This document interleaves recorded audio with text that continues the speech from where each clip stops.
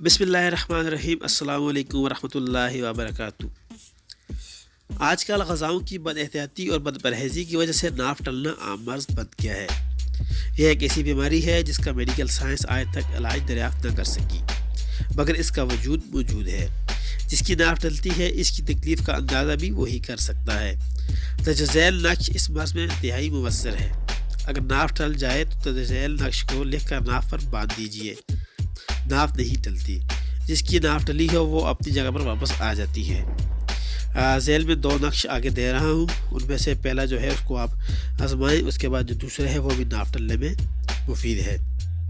तो आपसे उम्मीद है कि इंशाल्लाह आपको ये टोटका है ये पसंद आएगा। इसको आजमाएं, इस पे आजमाने के बाद इसको अपनी राय का इज़हार भी इस पर करें और हमारे यूट्यूब चैनल को भी सब्सक्राइब कर लें ताकि मज़ीद ऐसे टोटके और ऐसी अच्छी चीज़ें आपको मिलती रहें।